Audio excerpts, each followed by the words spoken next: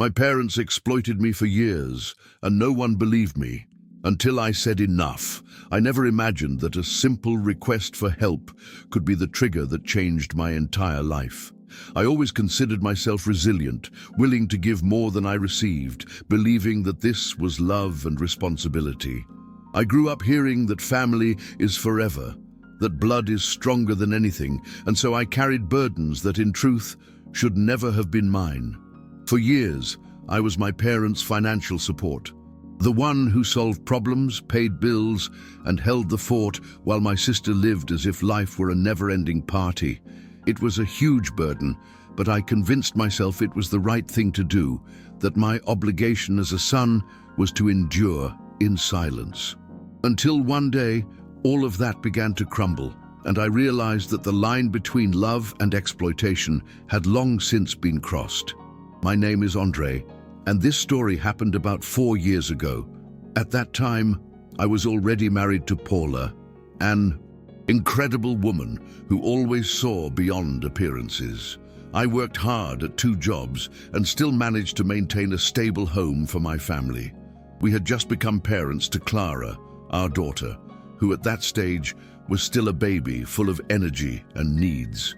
My life was a constant race against time, providing for my wife and daughter, supporting my parents, and still dealing with the comparisons that always placed me behind my sister, Camilla.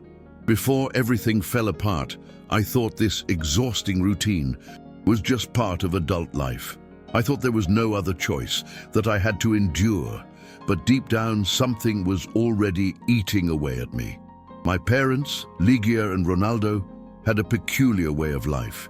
My mother was a dramatic woman, always quick to use words and tears to get what she wanted. My father, on the other hand, hid behind health excuses to justify his absence as provider. Over time, the dynamic became clear. My mother was the commander, my sister the protege, and I the provider. When I started working as a teenager, it felt almost natural to hand over part of my salary. At first, I didn't mind. I thought I was helping. But this help became a rule, and over time, it became an obligation. Even as an adult, married with my own finances and a daughter, I never stopped supporting them. The problem was that nothing seemed enough. I could always give more, always sacrifice a little more. My mother made a point of emphasizing how fragile Camilla was, how much she needed attention and resources. While I paid their rent, the electricity and water bills, and even the incidentals, my sister lived without worry, supported indirectly by me. Anger arose, but I swallowed it. Paula warned me, telling me we were being sucked dry, that there was clear manipulation, but I refused to believe it. I thought she didn't understand, that it was just a family issue. This self-deception kept me trapped for years. Everything changed one night. Paula and I were exhausted. Clara had been feverish all day, and our only option was to ask my parents to stay with her for a few hours while we took care of urgent matters. It was the first time I'd asked them for anything in years. I didn't want money. I didn't want favors. I just wanted them to be grandparents. But the answer was cold, dry, like a knife. "We are not your employees." Those words echoed in my mind for days. I felt a lump in my throat, a mixture of pain and disbelief. How was it possible that, after so many years of dedication, this was the return? Little did I know the hole was even deeper. That night, after the rejection, I returned home feeling like a stranger in my own family. Paula hugged me and tried to comfort me, but the truth was I was shattered inside. I spent hours in silence, staring at Clara sleeping in her crib, thinking about how I had accepted a life of submission for so long. It was as if a blindfold had suddenly been ripped from my eyes. I remembered all the times I'd neglected to buy something for myself because I had to pay their bills. I remembered the trips we never took, the plans postponed, the nights Paula stayed home alone because I was working overtime to maintain 2 households.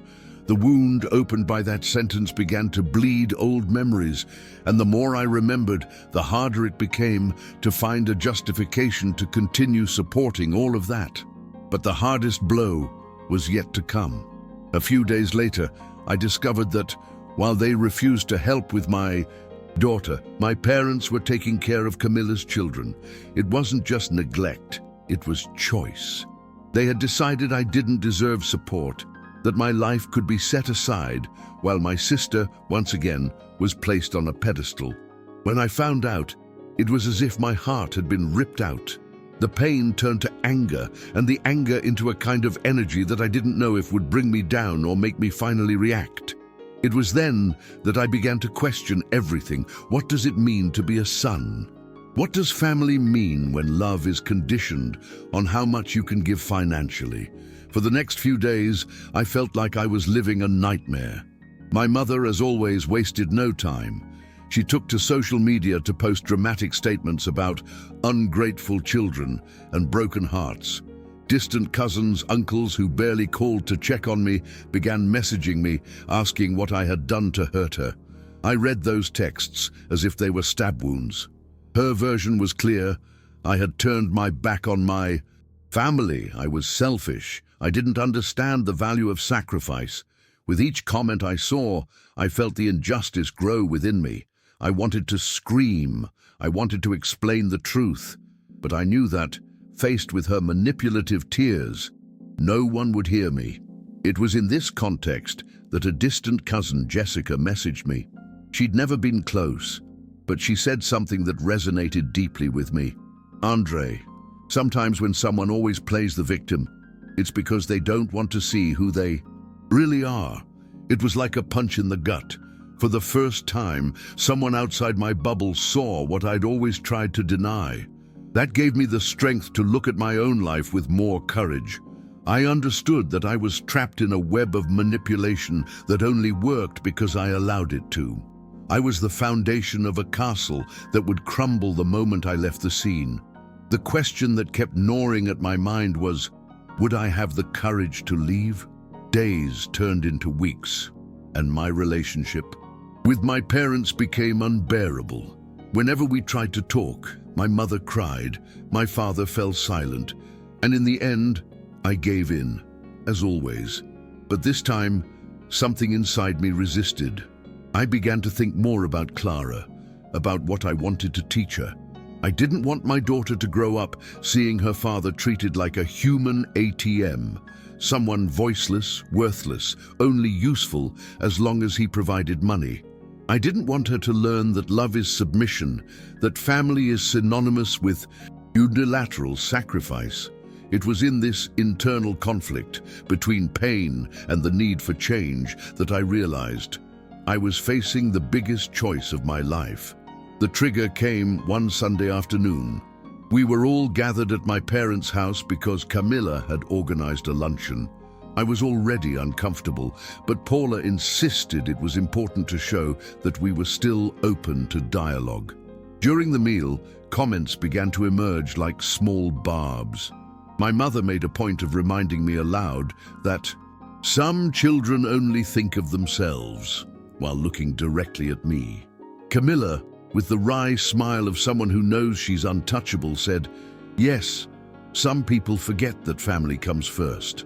I felt my stomach churn, my hands sweating, and I realized I was facing the scene that had played out my entire life. Me being accused, belittled, while holding that same table of food. In that moment, something inside me broke. It wasn't an explosion. It wasn't a scream. It was silence. I placed the cutlery on the plate, looked at each one, and realized there was nothing left to save. My mother tried to continue the act, crying, begging me not to abandon her. My father murmured about not getting into trouble, and Camilla put on a saintly face. But I felt nothing but a profound emptiness. I left that house carrying Clara in my arms and Paula by my side. In the car, my hands trembling on the steering wheel, I said quietly but firmly, "Enough. Never again." It was the first time I had stated something about myself without waiting for their approval. The following days were a mixture of relief and fear. I knew the decision would have consequences. My mother escalated the drama, spreading distorted versions of the story to anyone who would listen. Mutual friends stopped talking to me, relatives gave me sidelong glances. But curiously, I also began to feel a strange lightness. With each bill that arrived and I no longer had to pay, with each month in which my work money was invested solely in my home, my wife and my daughter, I felt as if I were recovering parts of myself that had been stolen. It was like breathing after years of being trapped underwater. It wasn't easy. Guilt still haunted me at night, like a shadow. I wondered if I was being too harsh, if I was truly abandoning my parents. There was a part of me that still believed their rhetoric, that kept telling me I was ungrateful. It was weeks of internal struggle. At times, I almost called to apologize. Even though I hadn't done anything wrong, it was at this point that Paula's support became crucial. She reminded me every day of the reason we made this decision: Clara. My daughter needed a whole, present, emotionally healthy father, not someone exhausted and submissive. The turning point came one morning when I was taking Clara to school. She hugged me tightly, placed her little head on my shoulder and said, "Daddy, you're my hero." Those simple words were like a flash of light. I understood that other people's narratives no longer mattered, no matter how many relatives were manipulated against me. The truth was there, in my daughter's eyes, in the life I was building with Paula. I realized that true family isn't one that exploits and diminishes you, but one that walks with you, celebrates your victories, and holds your hand in difficult times. It was the first time I truly felt I was on the right path. After that moment with Clara, I realized that life was offering me a new chance, to start from scratch. I began to direct my energy and resources toward my own family, guilt-free. For the first time in years, I was able to plan a trip with Paula, even a simple one, to a nearby place. Seeing the sparkle in her eyes as she realized I was finally choosing our life first was transformative. It was as if we were writing a new story, free from the invisible chains that imprisoned us. Of course, the pain of the breakup still lingered, but with it came a taste of freedom I had never experienced before. It was during this process that I began to reflect on how I had been raised. I understood that my parents had their own traumas, their own limitations, but understanding doesn't mean accepting continuing to live under their weight. This was a hard lesson. Just because someone is part of your family doesn't mean they have the right to destroy your peace. I began reading more about toxic relationships and emotional manipulation, and each page seemed to describe my life. It was painful to see written down what I had always felt, but it was also liberating. Discovering that I wasn't the ungrateful son, but rather the victim of a cycle of manipulation, completely changed the way I saw myself. Still, there were days when the weight of the accusations hit me. Every time I saw a post from my mother online or a relative commenting on me, the wound reopened. But it was at that point that I learned something I'd never learned before: the power of saying no. I didn't need to respond. I didn't need to justify myself. Silence was also an answer, and often the most powerful. Little by little, what had once been an unbearable weight became just background noise. Real life, the one that truly mattered, was happening inside my house with Clara and Paula. It was a constant exercise in self-discovery. I began to take better care of my mental health, my spirituality, and even my body. Small actions, like taking a morning walk or setting aside time to play with Clara, without thinking about bills, became internal revolutions. I was no longer the same exhausted, drained, voiceless man. Little by little, I began to reclaim my identity, to understand that I had the right to a full life. And it was in this process that I discovered something even more profound. My daughter was learning from me. When she saw me say no firmly, When she saw me value our family, she learned, without me having to teach her, that love is not synonymous with exploitation. Over time, even the fear of loneliness diminished. Before, I believed that without my parents, I would be isolated, without family. But I realized that family is also the one you choose. I created stronger bonds with true friends. I grew closer to people who truly rooted for my happiness. I discovered that life can blossom when you cut off what poisons you. It wasn't easy getting here, but each step away from manipulation was also a step toward myself. Today, I know that breaking up wasn't an act of selfishness, but of love. Love for myself, for Paula, and especially for Clara. As the months passed, I realized that the distance from my parents and sister no longer hurt as much. It was like a healing wound. The scar is still there, but the pain lessens. I began to see that separation not as an end, but as a new beginning. For the first time, I had control over my choices. The money that had previously been swallowed up in endless bills was now invested in experiences with Paula and Clara. Simple things like buying an unexpected gift for my wife or taking my daughter for a walk became personal victories. Every small gesture was concrete proof that I had made the right choice. Of course, the criticism continued. My mother didn't give up playing the victim, my father maintained a convenient silence, and Camilla continued living as if nothing had changed.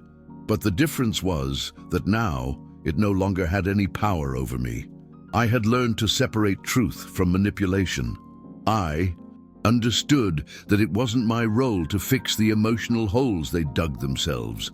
I wasn't responsible for their happiness, and that was liberating. For the first time, I looked at myself with compassion, not blame. This was the biggest step in my healing. The transformation wasn't just internal. Professionally, I began to thrive more. Without the burden of supporting two families, I was able to invest in courses, take on better projects, and organize my finances. I realized that when you cut out what drains you, you have energy left over to grow. Even my health improved. I slept better, felt less anxious, and had more energy for life. It was as if every area of my life was blossoming, simply because I had the courage to say enough. Overcoming obstacles didn't happen overnight, but each achievement, no matter how small, was a building block in the construction of this new version of myself. Today, when I look back, I see that the biggest battle I fought wasn't against my parents or my sister, but against the fear I felt of living on my own, the fear of disappointment, of rejection, of being called ungrateful. This fear held me captive for years. But when I finally faced it, I discovered that their rejection didn't destroy me. On the contrary, it freed me. I no longer needed to beg for love where there was only demand. I learned that true love doesn't ask for your own life in exchange. And this is something I want to pass on to Clara. The importance of valuing yourself, of never accepting less than you deserve. If I could sum up everything I've experienced in one sentence, I would say, sometimes to find yourself, you have to lose yourself from those who imprison you. That was my greatest lesson. I no longer hold grudges, but I also don't miss them. My life is now built on respect, reciprocity, and true love. I still have scars, but they tell a story of resilience and courage. And that's what I share here because I know many people are in similar situations. If you're trapped in ties that suffocate you, I want you to know, it's possible to break free, it's possible to rise up, it's possible to build a more fulfilling life. I'm proof of that.